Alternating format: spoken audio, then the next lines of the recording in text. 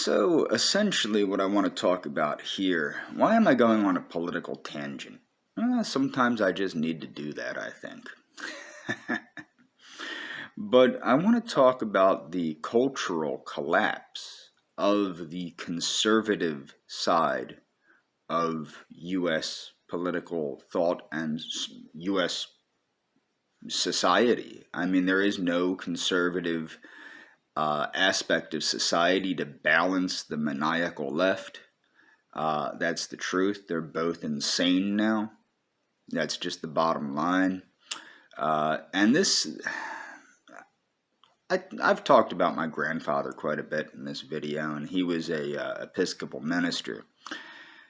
And he warned about the liberalization of the church, okay?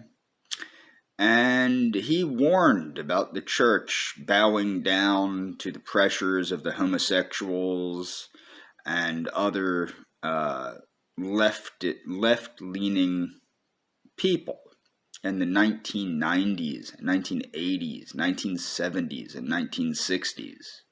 Okay, before I was even born, he was warning about this. And what I want to point out is, to anybody that's familiar with mainline Protestantism, is it recognizable today? No, it's not. It has become a tool of communism. It has become a tool of the radical left. It has become a tool of basically everything that is anti-American. And it has been a tool for the enemies of mainline Protestantism, okay? That's just, without question, that's what happened. Every type of Protestantism has become evangelicalism. In fact, the only branches of Protestantism that still uphold what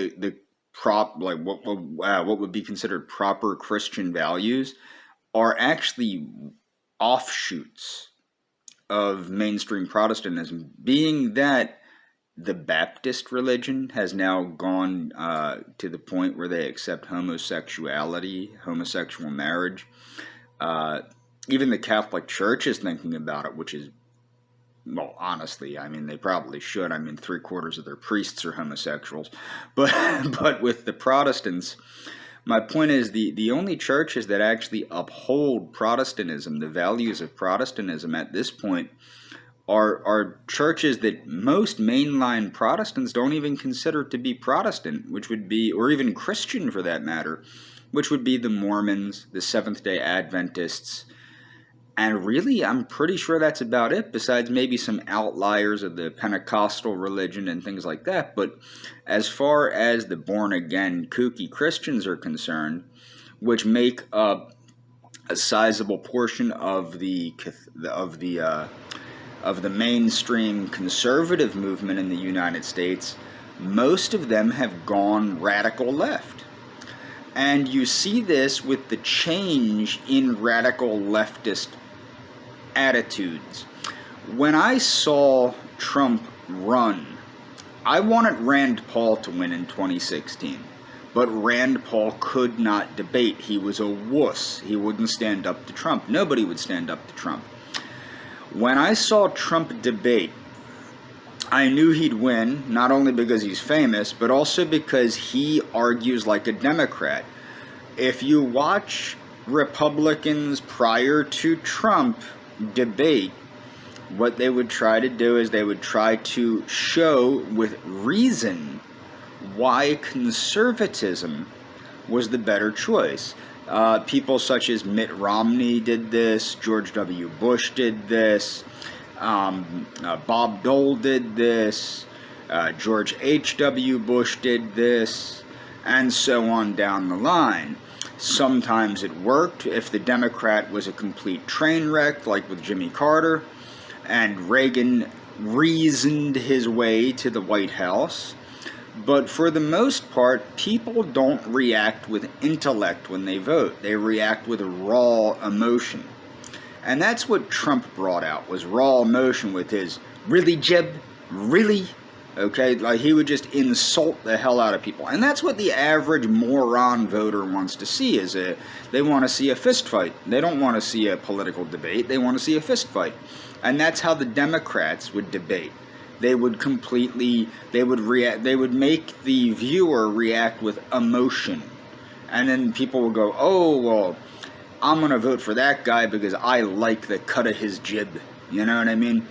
But the fact of the matter is, if you look at the downfall of conservative society in the United States, I think a great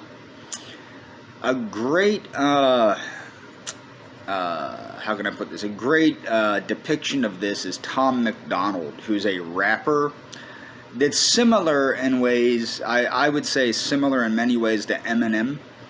And he was brought to my awareness by what's his face? Brandon Tatum.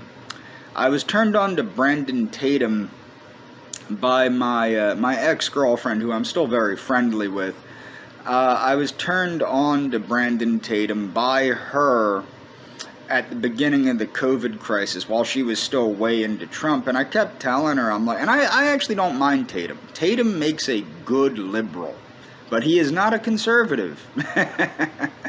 Despite what his delusions tell him, he is not a conservative. And you see this rap music and this hip-hop culture. The thing is, you cannot defeat the enemy by lowering yourself to the enemy's level. People think they're enlightening these people with this hip-hop culture and all this crap. They're not.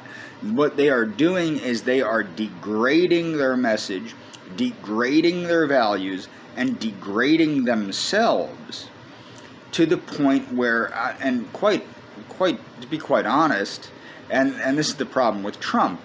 When Trump ran, Trump had an almost identical platform to Rand Paul. So I figured if Rand Paul can't win, I'm throwing my support behind this maniac.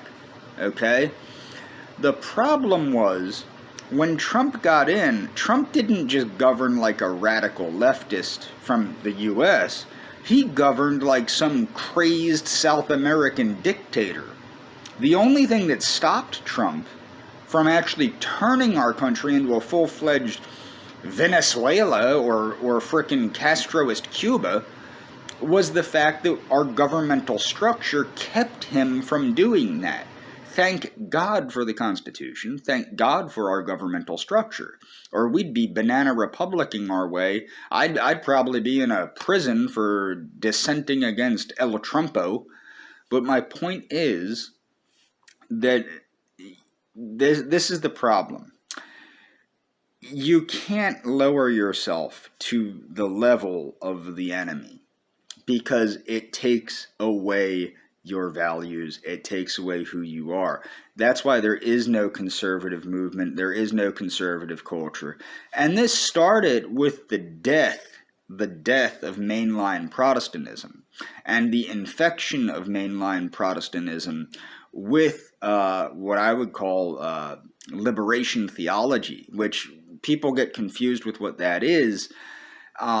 And I'm not necessarily against liberation theology. I'm not even necessarily against communism. If you remember, I promote that idea of communism with U.S. features. The thing is, you have to emphasize the U.S. features. But I think that a lot of the liberation theology crept in. It used to be that Catholicism was the only form of Christianity infected with liberation theology, because liberation theology was more or less a creation of the Soviet Union and the Catholic Church to corrupt Latin America with both Catholicism and communism. Liberation theology is at the heart of Castroist Cuba. It's at the heart of a lot of the uprisings in like Peru and things like that throughout history. Liberation theology was at the heart of that. But people that are familiar with Reverend Wright, and this is the thing, that's how it crept into mainline Protestantism, is it crept in with the hippie movement. Remember, a lot of the hippie movement supported the civil rights movement, and a lot of those people were involved with people like Barack Obama. Okay, and Barack Obama put people like Bill Ayers and things like that in charge of certain things after he got into office because he was that kind of dude. Okay, and that's the thing, is it started with the decay. They got into the mainstream conservatism through religion. They used the back door of religion to infect the conservative political movement.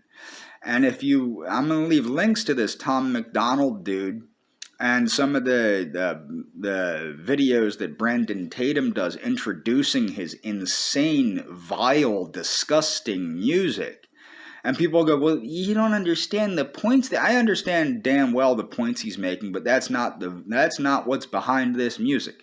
This music is a candy-coated poison to finally kill off social conservatism in this country.